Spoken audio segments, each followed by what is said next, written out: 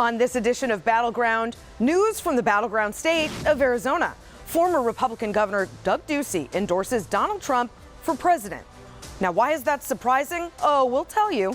Plus, the Wisconsin primary, what the fate of a Donald Trump-backed candidate there says about the presidential race, and why Democrats are celebrating the defeat of two attempts to limit the spending power of the Democratic governor. We'll get the latest from Milwaukee. And Kamala Harris's strong connections to historically black colleges and universities. How Democrats have been energized by voters of color. What the impact black sororities and fraternities are having in many of our swing states. I'm S.E. Cupp, and with 82 days left until the election, this is Battleground. And when I am President of the United States, and when Congress passes a bill to restore reproductive freedoms for every woman in America, I will sign it into law. Kamala Harris campaigning in Arizona, where her opponent just got a big endorsement. Doug Ducey, former Republican governor of Arizona, officially announced he is backing Trump yesterday. This after famously fighting Trump on his stolen election claims and drawing the ire of MAGA. Polls in the state suggest Donald Trump is still slightly ahead in Arizona. But what about down ballot races? Kari Lake is still trailing her Democratic Senate opponent, Ruben Gallego, by 11 points. Sasha Hupka covers the state for the Arizona Republic and joins us from Phoenix. Sasha, good to have you here. Thanks so much for having me. Okay, so Doug Ducey also endorsed Lake after supporting her primary opponent in 2022. Will that endorsement of both Trump and Lake give some Republicans in Arizona who broke with MAGA permission to come back? So it's certainly a notable move. Doug Ducey had faced a lot of criticism, as you'd mentioned, from the MAGA wing of the party. Mm-hmm. With the voters, it's hard to tell. I think that it could help sway some, but you have to consider that, several notable Arizona Republicans have made clear that they've broken with that Trump wing of the party at the same time as Ducey is doing this endorsement. So, for instance, Mesa Mayor John Giles, who, very respected local conservative voice, he recently endorsed Ruben Gallego and Kamala Harris. So why do you think that Doug Ducey changed his tune? It's hard to tell. Ducey said in his endorsement that he did it because the issues that were at stake were just too important to not set aside differences and get a Republican into the White House and into the Senate. He pointed to things like the border, inflation, and school choice, which was something that he was very active on when he was governor. But beyond that, I think it's honestly a question for Doug Ducey himself. Okay, Sasha, in other Arizona news, we found out yesterday that a measure that would codify a woman's right to an abortion will now officially be on the ballot in November. We thought it would, and it's something that we've been talking about a lot on this show. What's your sense of voter reaction to that news? So this is definitely going to be one of the really high-profile issues on the ballot in November. I think that it's no surprise that it's poised to make the ballot here. They got a record number of signatures, and they've been out collecting. I've been approached myself in my personal life. Obviously, as a journalist, can't sign it, but have had people come up to me at the grocery store and all of it.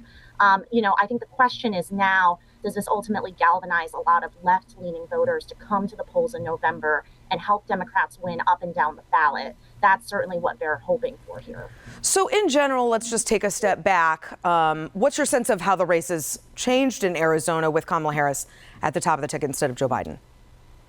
I think there's definitely been a shift there. There seems to be a lot of energy here that I'm not sure was really there for Biden. Mm-hmm. Harris recently held a rally in Glendale right next door to Phoenix, as you noted at the top here, and it was packed. But it's also still a long campaign trail.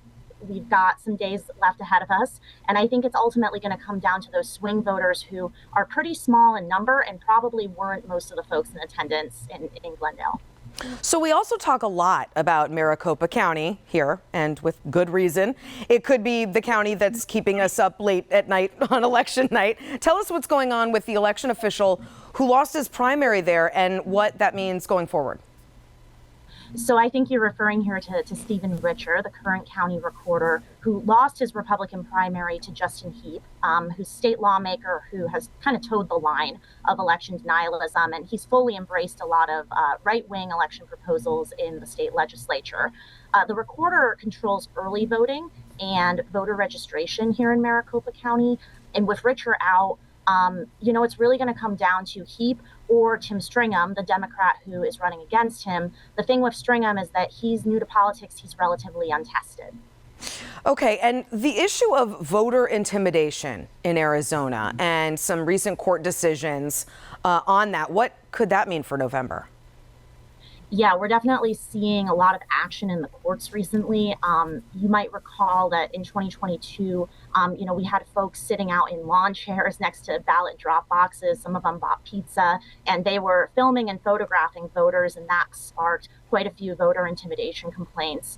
The Secretary of State's new version of our state's voting rule book included some provisions that essentially tried to restrict that behavior in the future. And a judge recently ruled that it just went too far in terms of putting limits on speech and constitutional concerns. So that means that with that kind of struck down, we might see more of that at the polls this year. We also have a few court cases ongoing around voter registration right now that could be really pivotal because our deadline for voter registration is coming up as that November election gets closer. Sasha Hupka with the Arizona Republic. Thanks so much. Thanks for having me. Up next, what does a Donald Trump endorsement mean for down ballot candidates? Well, it depends on where you are. We'll get the latest from primary day in Wisconsin. Battleground will be right back. The issues that are most important to me nationally and globally are the economy. Being able to support my family with gas prices, grocery prices, things like that. In this economy, people are working 2 and 3 jobs and are struggling to get by. Hopefully there'll be a change in something with that. Welcome back to Battleground. Some Wisconsin voters there on the state of the economy and the cost of goods. On a day when there was more good news about moderating inflation numbers, yesterday was primary day in the Badger State with a number of important races and ballot measures that will certainly impact the presidential race there in November. Much of the focus being on the open house race featuring a Donald Trump-backed candidate. Late last night, Trump's endorsement paid off as Tony Weed was declared the winner in Wisconsin's 8th district. But the biggest headline of yesterday may have been 2 GOP-backed measures designed to limit the spending power of the Democratic governor. Both were defeated by a wide margin. For more on all things Wisconsin, I'm pleased to be joined by Ted Perry, veteran anchor at Fox 6 Milwaukee. Ted, so good to see you. So good to be with you, S.E. Okay, before we get into the results of the primary there yesterday and what they may or may not portend for November, I've been asking all of our reporters over the last couple of days the same question. What is your sense of the race in Wisconsin with Kamala Harris now at the top of the ticket? Tight. And it's going to stay that way. The latest Marquette University Law School poll came out last week. Among likely voters, Harris at 50%, Trump at 49%. So it is very tight here in Wisconsin, as it usually is. And I should point out that Marquette poll came before Tim Walz was announced as the running mate for Kamala Harris. Yeah, so we'll await the latest polling that, includes the Walz factor, too. So voters in Wisconsin rejected 2 Republican ballot measures last night that would have weakened the power of the Democratic governor. Does that signal to you bad news for Trump in November, or is that really sort of a local, singular event? That's a great question. I'm going to go with the latter, that I think this is more Wisconsinites reacting to this particular ballot measure question. S.E., are you up for a quiz? Can I read Always. this? Can I take 10 seconds to read it? Shall Section 35 of Article 4 of the Constitution be created to provide that the legislature may not delegate its sole power to determine how monies shall be appropriated? I went to a really good university, the University of Wisconsin. We like to call it the Cornell of the Midwest. Okay. And I had trouble with that. Did you understand that question? In a vacuum, imagine being a voter and reading that as you went into the poll. You wouldn't know what to think, right? No, that's a lot of jargon. And so this is where money plays a role. This was designed by Republican lawmakers that went through the legislature twice to get on this ballot, to put it into the Constitution. So in this case, S.E., think of a no vote as a Democratic vote and a yes vote as a Republican vote. The no votes, the Democratic votes, outspent them 12-1. They had TV ads explaining why you should vote no. The side that put it on the ballot didn't have advertised on television at all. Not on our station, not on any station in the market, not on any station in the state. And it was defeated resoundingly. 58% of people said, let's leave things the way they are. Wow. Okay, well, Trump's preferred candidate in an open house seat, he won last night. Does that give Trump supporters there a boost in a state that he won in 2016 and is trying to win again in 2024? That was a district represented by Mike Gallagher, who not only decided not to run again, he said in April, I'm out for good. Right. Okay. So Tony Weed was a successful owner of a chain of gas stations. He got 41% of the vote in a 3-man primary. So that race is going to be interesting. It has been represented by Democrats in the past and Republicans in the past. It's winnable. Trump has done very well in that part of Wisconsin over the last 2 elections.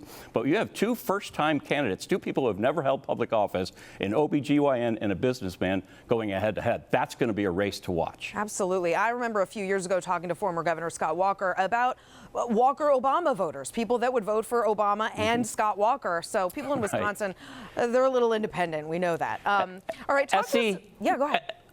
Let me just, to that point, we've sent both Tammy Baldwin and Rod Johnson to the Senate repeatedly. One of the most conservative and one of the most liberal. That sums up Wisconsin voters. I'm sorry, go ahead. All right, so Ted, talk to us about the Senate race there now that we know that the sitting Democratic Senator Tammy Baldwin will face a Trump-backed Eric Hovde. Eric Hovde has been in this position before, or tried to be in this position before. He's never held public office either. In 2012, for the open seat that was in Herb Kohl's hands for many years, a Democratic seat, this is where Tammy Baldwin defeated not just Hovde, because he didn't make it to the final. Tommy Thompson, former governor, did. That's where Baldwin first took this seat 2 terms ago. She won again 6 years ago and is now going against Eric Hovde, who is a native Wisconsinite, born and raised in Wisconsin, but has been on the defensive because the Baldwin campaign has been trying to portray him as a West Coast California banker and businessman who is, just coming back to try to run for Senate. And Eric Hovde has been on the defensive. A solid lead, a 7-point lead in that latest Marquette poll for Tammy Baldwin here. So Eric Hovde does have an uphill climb, but you never say never in this state. Yeah. Okay, and final question. The RNC was, of course, right there in Milwaukee, but I'll just speaking for myself, that feels like a lifetime ago. Now, are voters still talking about that at all? Not at all. Not at all. And the only reason it's come up in our newscast is because it's now being announced that during the DNC next week, Kamala Harris and her running mate Tim Walz are going to come up here on Tuesday and do a rally. They're trying to get Pfizer Forum, which was the home of the RNC, pack it that day, and then get back down to Chicago for the speeches on Tuesday night. I said last question, but I have one more. Tell me the proximity to Minnesota. Does that help Tim Walz in Milwaukee and Wisconsin generally? S.E., I can tell you this about what the average Wisconsinite knows about Minnesota. One, they got 10,000 lakes. Congratulations, we got 15,000. And they have 0 Super Bowl trophies, and we have 4. I promise you, before last week, your average Wisconsinite, unless you were in La Crosse or Eau Claire, one of those media markets that covers parts of Minnesota, they did not know the name Tim Walz. So we will, it's yet to be known whether he's going to have a factor here. They call him the Midwestern dad, right? And that I will tell you this, the enthusiasm level is up in the state, according to the Marquette poll. 61% of people now say they are planning to vote in November. Okay, Ted Perry with Fox 6 Milwaukee. Ted, thanks, and go Pack Go. Call anytime. Go Pack Go, indeed. Okay, and for more on all of this, visit us at battlegroundnews.com or click on the QR code here. You can sign up for our newsletter, download our interactive swing state map, and find our social media links. And if you miss an episode, that's okay. You can catch up on YouTube or through our podcast. Up next, what will support from historically black colleges and universities mean for Kamala Harris? A conversation with the author who wrote the definitive book on the subject. Battleground will be right back after some thoughts from our swing state voters about who they think can win in their state. Do you think that Trump or Harris will win Georgia? I'd say Trump. Do you think Harris has a chance in a state like Arizona? It's a swing state. Anything can happen. Kamala Harris should have picked Josh Shapiro if she wanted to win Pennsylvania. Michigan is a swing state, so it's very difficult to know. Well, I'd say 50-50 right now, but that could change.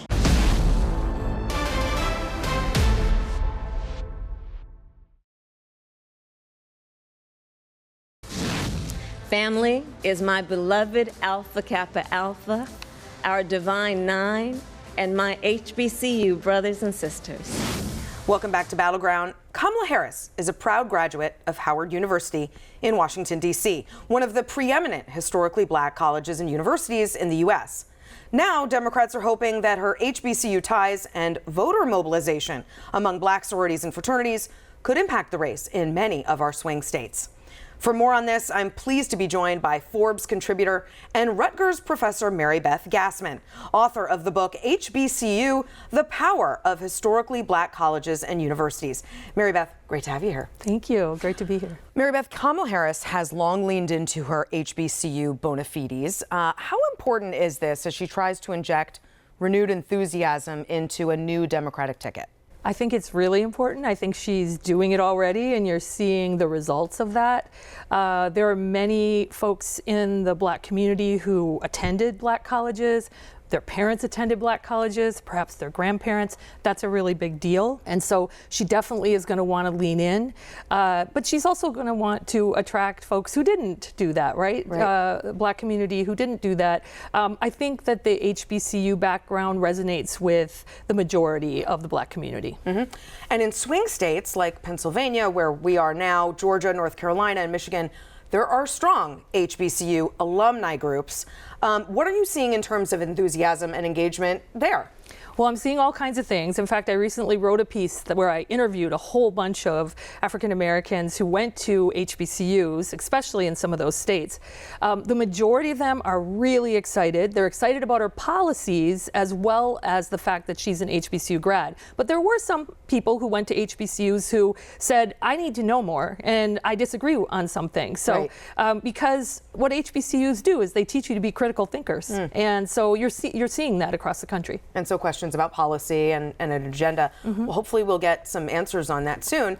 The vice president is also famously a member of the Alpha Kappa Alpha sorority. And last week, the AKAs formed a political action committee to support her. Why is this so important as she tries to do something that no woman has ever done in the United States? Well, to have the AKAs behind you is incredibly important. This is a political action committee that they formed of black women. What I know is that black women get things done, that they will be out in force, and that they will reach beyond the AKA community, and they will reach to black women in general. And I'm hoping they're going to reach out to women in general, right? To see that happen. I think it's incredibly historic that the AKAs did that, and I think that Kamala Harris is going to need that. In order to win, she's going to need all the backing that she can possibly get from women.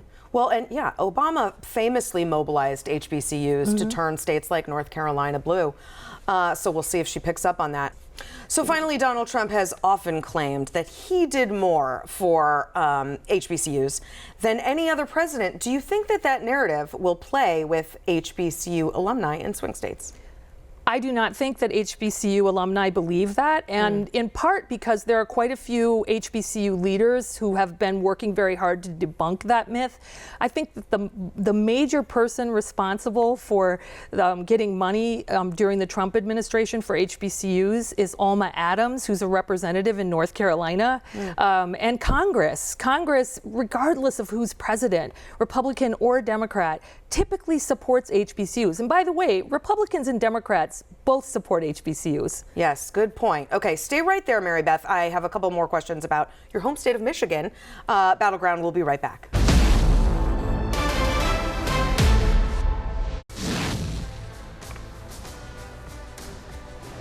Welcome back to Battleground, here with Forbes contributor, Rutgers professor, and prolific author Marybeth Gasman. Marybeth, you grew up in northern Michigan, and you've written a lot on the area. It's a much more rural part of the state. We were just talking about how you grew up. What's your read on voters up there this election cycle? Well, it's really interesting because I think in 2016, the area definitely went for Trump, and in 2020 you saw fewer people. Some people were upset that they didn't get what they felt that they were promised. Right now, I think that we're in about the same situation. The interesting thing about people who live up there is they tend to vote for the person rather than the party. And so I'm not sure. I'm not sure what's going to happen in the Upper Peninsula of Michigan. Do you think that there are districts up there, or maybe it's just one district because it's underpopulated, could go for Kamala Harris, a Democrat, this year? I think you might see more people vote for Kamala Harris. I think you might see more women. The one thing that I have noticed, and I watch social media, all different platforms pretty closely, is that there are quite a few women who are concerned about their rights and their daughters' rights. And I think that that will make a difference. Marybeth, thanks so much. You're welcome. Thank you. That's it for now. I'm S.E. Cupp. See you next time here on Battleground.